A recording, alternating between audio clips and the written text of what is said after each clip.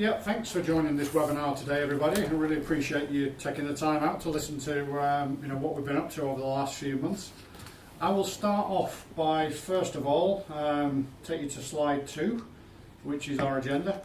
I'll recap briefly on what we do as an organisation, talk a little bit about our strategy and this post, or the rationale behind the sale of our instrumentation and tobacco machinery business. I'll then pass you across to Dan to talk about the half-year results, and then we'll come back and just do a quick trot through our strategy to recalibrate anybody who didn't follow the presentation that we made in March with our full-year results. So just moving you on to slide 3, if you're following it offline. So what do we do? I think it's important to reiterate this now post-sale. We are now focused entirely on the packaging machinery industry.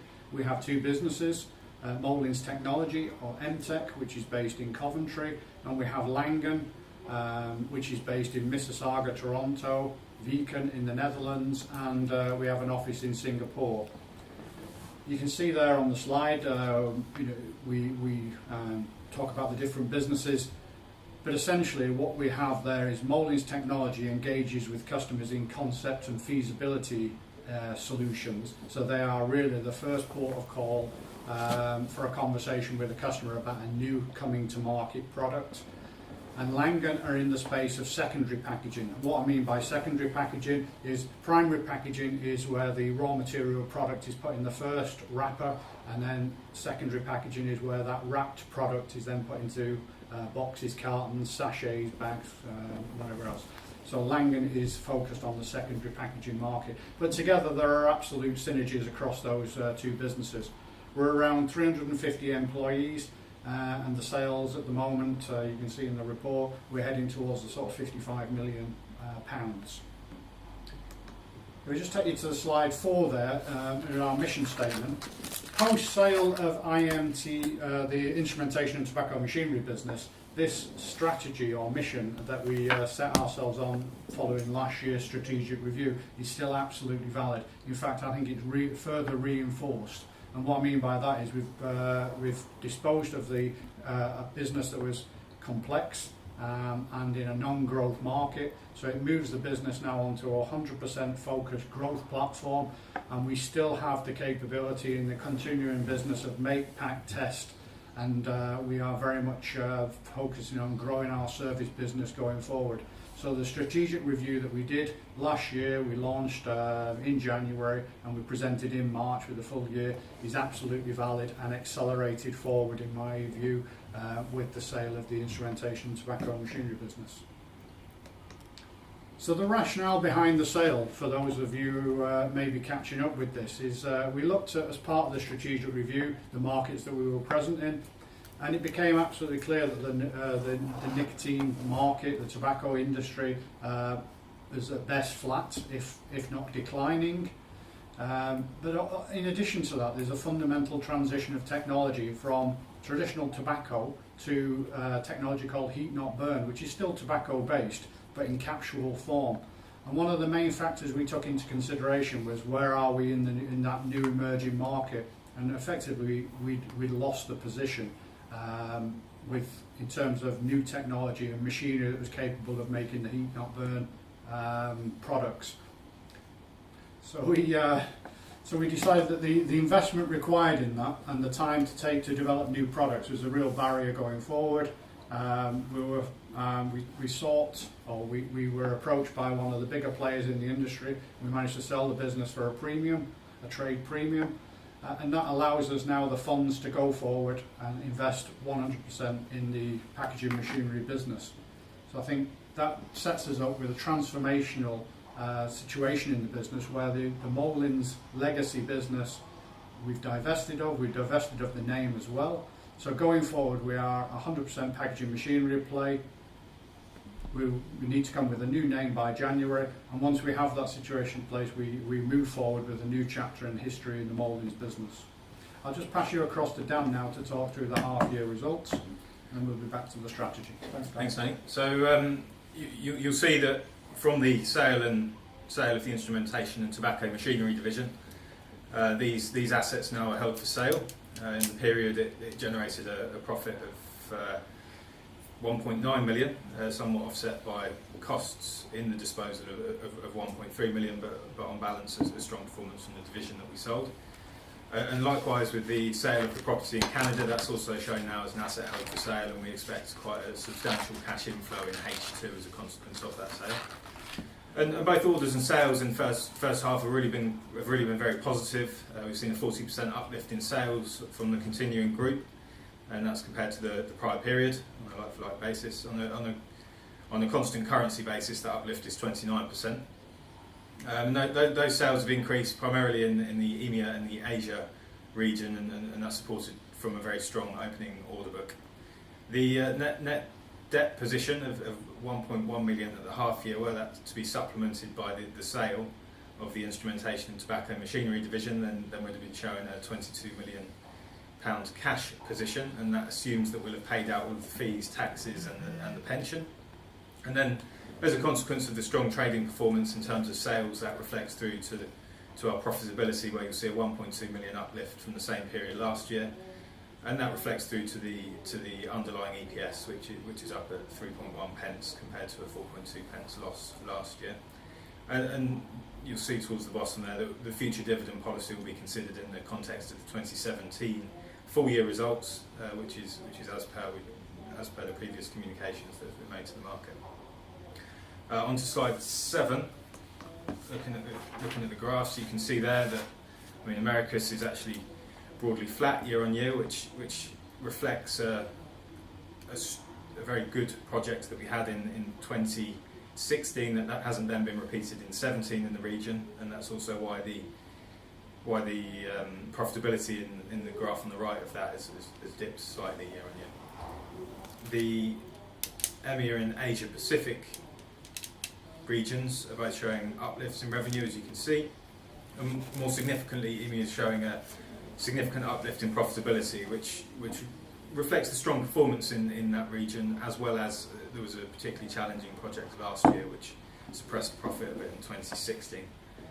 And on the net cash, the discontinued operation performed very well in the first 6 months, and we saw the benefit of that with the cash position, and the work that's offset by some negative working capital movements from a cash flow basis, and that reflects the Q4 order intake, which was very strong in 2016. We received a number of large significant customer deposits which we've then been utilising in H1 of this year, and the pension payment there of 0.9 is in line with what we'd expect given our agreed contributions. And in the bottom right hand corner, it just reflects the fact that we do typically have a stronger H2, although we are reflecting a cautionary note there. We have a move to go through in Canada as a consequence of the building sale, so we would like to see that we'd achieve a similar performance to H1 as we've pointed out in our analyst notes that are in the market now. And I will then hand back over to Tony to talk through the One Molins 2021 vision. Thank you, Dan. Thank you. So I take you to slide 9. This slide really is a summary of the strategic review that we undertook last year and we launched at the start of 2017. The main thing I want to say about this is that, when I first joined the business, I looked at the company and looked at the fundamental strengths were there. We have a very enviable customer base. We're in attractive growth markets.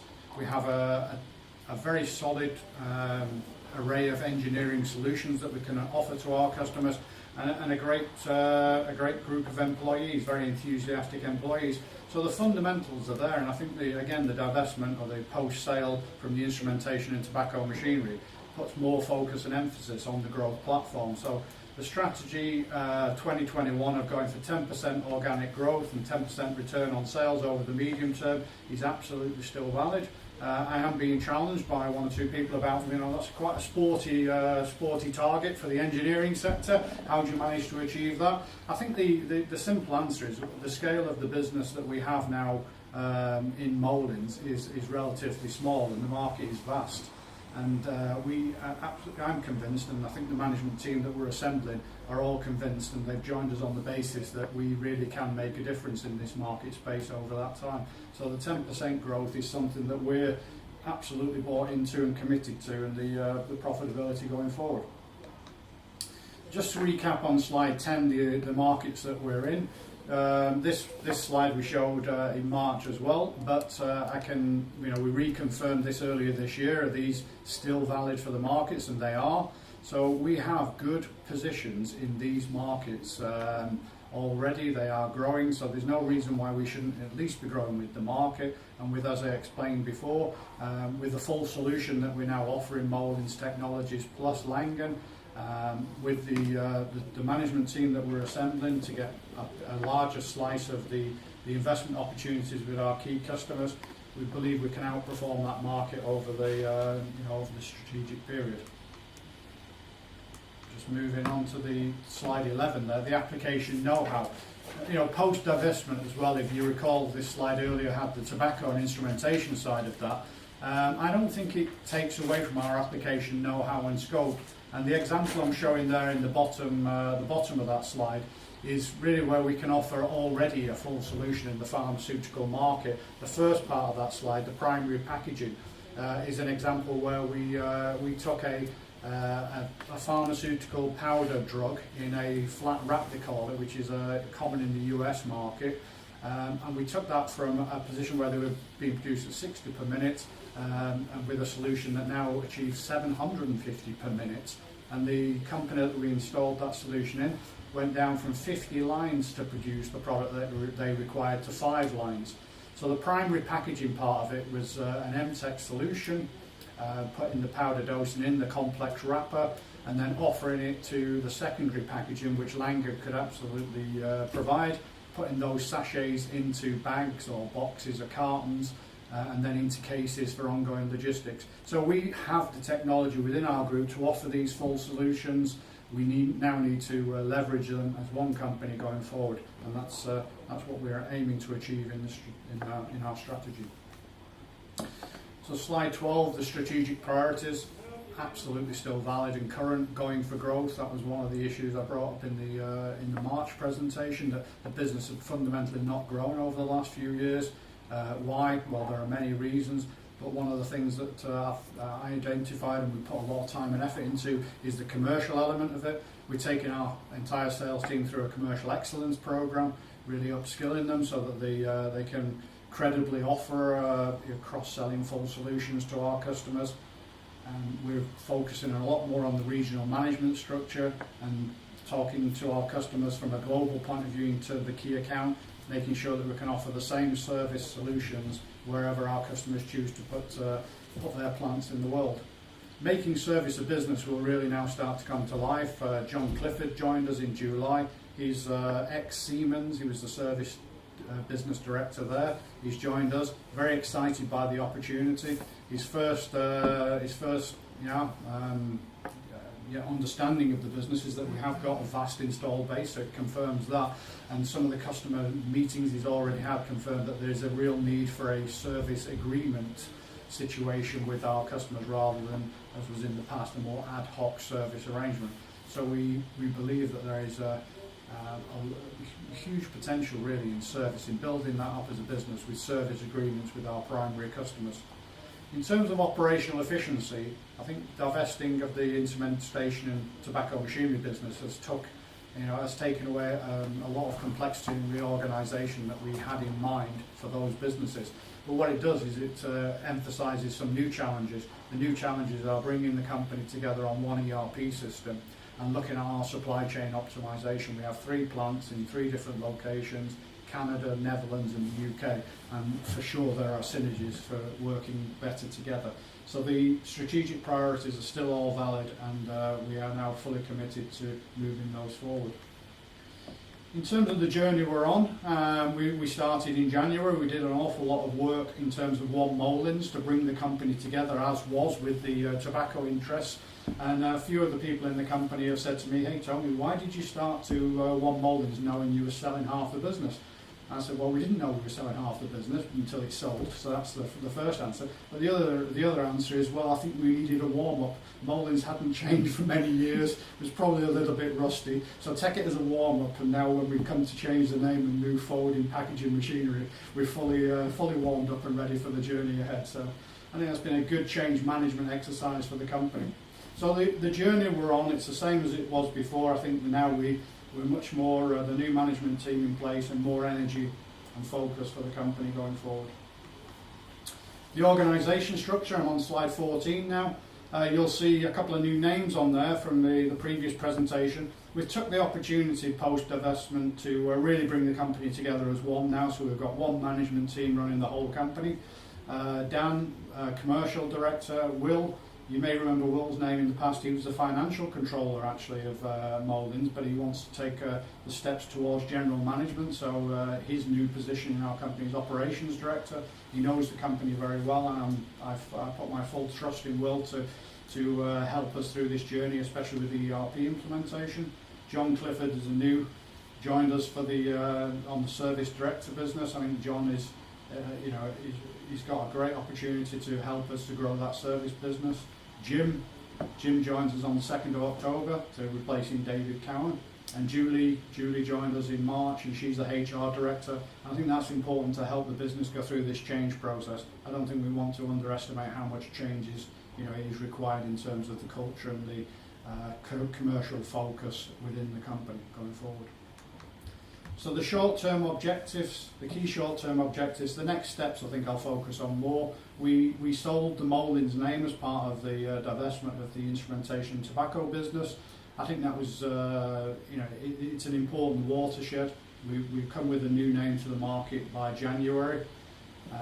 We are moving our Canadian business. The business premises that we had in Canada were too big for the organisation anyway, and were quite dated. And this gives us an opportunity to move into what I would call a showcase environment, where we can really invite our customers to do their factory acceptance tests in an environment that's consummate to the area or the businesses that we're selling to.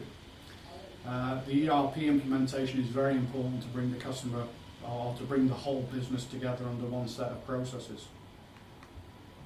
So the outcome, and I've tried through this quite quickly, but we come back to the overall strategy is to be an innovative global leader in the make, pack, test service of high-speed packaging solutions.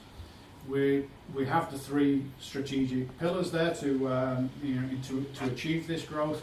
I think I talked about them earlier. They're fundamental to moving the business forward, and this will, I believe, and I'm very excited by the opportunity to grow the business over the next few years organically in terms of original equipment sales, also with the service and harvesting, if you like, from the installed base that we have, and now we have the potential to also look for acquisitions with the cash reserves that we have on the balance sheet. So in terms of outlook, the order intake, as you can see from the sales, has grown considerably from last year. We don't expect 40% growth half year on half year or full year on full year. That would be nice, but it absolutely shows and demonstrates that by more commercial focus and really working with the sales team to understand what our advantages are against the competitors in the marketplace, we can deliver on the growth that we really believe we're capable of. In terms of the acquisition strategy, we've just started. The cash only arrived in the bank post-sale in August, and we're starting to now look at the market and see what opportunities are out there. But it's very early days, and I'll come back to you at the appropriate time in the future to talk about that some more. So I think that brings us to the end of the presentation today. I think I rattled through that quite quick, didn't I? Thank you, Tony. A good canter. Well, we've had a couple of questions submitted. I would just remind you that if you have any more, you can submit them using the GoToWebinar question box, which will be on the top right-hand corner of your screen. So any more, send them through now, please. But let's kick off with one. It perhaps requires a little bit of a crystal ball, this one. But in regards to the question, looking ahead, the possibility of quantitative easing ending, and everyone speculating on an imminent interest rate rise. How does the board consider the possibility that the deficit might move from a 300 million, the deficit of 300 million towards a surplus? Are we talking about the pension here? We are. We're talking about the pension. So the deficit. I'll pass across to Dan to. I think It's not a deficit of 300 million. There's an asset against that liability, which from an accounting IS 19 technical standpoint gives us in the UK a surplus of 11.1 million at the half year, and in the USA it's 6.6 million deficit, which actually leaves us in an overall positive position at the half year. That said, there is a deficit to fund that's calculated on a funding basis, as in what we're going to pay over the future to the pensioners, and that does reflect a deficit to which we're committed to paying £1.8 million per year, which will rise by inflation of 2.1%. And there's a couple of other factors there that were agreed recently as part of the instrumentation tobacco machinery sale. For example, a one-off payment that will be in the region of 2.7 million to the funding deficit. I think it's worth adding to that as well. As part of the sale, we did commit to paying 10% of the proceeds of the sale to the pension fund. We went through our strategy going forward with the pension trustees. We also had the opportunity to meet with the pension regulator, and everybody was comfortable with our strategy going forward, and supported the business retaining most of the proceeds to grow and improve the covenant going forward. So I think everybody involved in that process is comfortable with the level of our exposure to the pension scheme, balanced off against the potential and the future covenant, or the growth of the company, which supports the covenant going forward. Thanks. Now you touched on briefly at the end there about acquisitions, but if we could try and probe you for a little more. Going forward, are you looking with a geographic focus? Are there specific verticals that you want to see the business exposed to? And, how long is a piece of string, but would you hope to make progress in the next 12 months with spending some of that cash? Yeah, absolutely. I think, absolutely. I think if you go back to slide 11 that we maybe showed in the presentation later, you can see that. We have in the spectrum of packaging machinery, we have Molins Technologies, which is very much at the front end, and we have Langham, which is in the secondary packaging, and we do have a gap of sorts in the primary packaging, especially in the pharmaceutical and healthcare. So our primary focus, or our target sweet spot, would be with product in the primary packaging of healthcare and pharmaceutical. But I think we do need to look through that market. Geographic boundaries don't really mean much to us, because we have organisations in the North Americas, we have organisations in Europe, and we have organisations in Asia. So I don't think geographically is a constraint for us, but we do look for a business that could add to our full solution proposition for the customer. Well, and then as a follow-up that we've just had submitted, is there a risk of you being rushed into something that's not an ideal fit, or are you? No, we've already we looked at an acquisition before my time, and it was discontinued for whatever reasons, and then that came up again as I joined the business, and we looked long and hard at it, but it just didn't fit really with what we were trying to do. We're in the high technology end of the packaging machinery market, so we feel we need to stay in that market, and we need to expand our customer proposition in that market, ideally more towards the pharmaceutical and healthcare, and less on the nutrition and beverage, but in that space. So no, we've already turned down a couple of opportunities that don't really fit what we're trying to do. Okay, thank you. Moving on to dividends. Can you give us your general view at the moment on the dividend policy, and on your view of share buybacks versus growth for the sake of growth?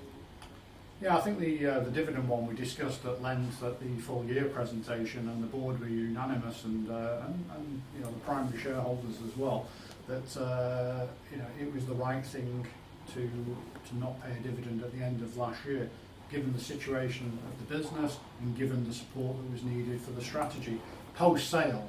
And now we have a stronger balance sheet, you would say that situation's changed. But it really hasn't. The fundamental business, we are We've assembled a management team to grow the business, and that's what we want to do. So we want to use the funds that are available to grow the business and get scale and improve the quality of the business. So at this moment in time, really nothing's changed. I'm going to answer the second part of your question. Do you mind recapping on that one, Hannah? Coming back onto share buybacks. Yeah, again, we would hope to utilise the funds that we have to really grow the business, regain scale and improve the quality of the business as opposed to financial engineering like that. Yeah, okay. Well, just looking to other things that might enhance your coffers. One of our listeners has asked about the potential of the land at Princess Risborough. Yeah, Monks Risborough, that comes up each time. Yeah. There was a Secretary of State review recently of that to see whether we could get planning approval. The result was that we didn't manage to get that. It's classified as green belt. Mm-hmm. When anybody who knows the piece of land and has been to the area, you say, well, how is that green belt? It's encased on three sides by buildings and development. So, but it is green belt. There is a real need for more affordable housing in the area. So the knowledgeable people about this say it's a matter of just time. It's a question of when, not if. The one positive about the recent review was that a lot of the environmental and other local authority issues were more than covered. So we remain with really the fact that it is still in green belt in classification. So we will continue to pursue that, and we will make an alternative application probably in the second half. Okay, thank you. You touched on the service agreements that you're going to try and pursue more aggressively going forward. Does that mean we can expect to see a decent percentage of revenues coming from a recurring stream? That's the aim. One of the things that I tested when I first joined the company was a lot of our people would say to me, no, the customer's not really interested in service. If the machine breaks, they pull the part off themselves, they go on the internet, they buy it online and they fit it themselves. I'm like, really? In this day and age, do they have engineers to do this? Subsequently, I tried that out with the customers and they looked at me aghast. So our primary customers are definitely want that type of approach. So we will absolutely be looking to move our top tier customers in the first instance to service agreements, so recurring revenue under contractual arrangements, and then we will percolate that down through our customer base over time.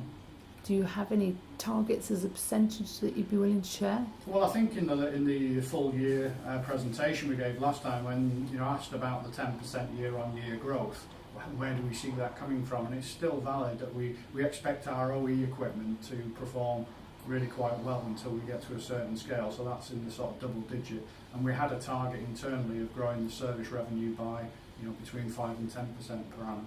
So that's what we're targeting. Lovely. Well, that's it. So thank you very much for coming along. And if any of the readers have any additional questions, please do get in touch. Just to let you all know that we do have another webinar on Tuesday with Deltex Medical and a few more coming on later in the month. So please do check on the website for details. Otherwise, we say thank you very much and enjoy the rest of your roadshow. Thank you everybody for joining today.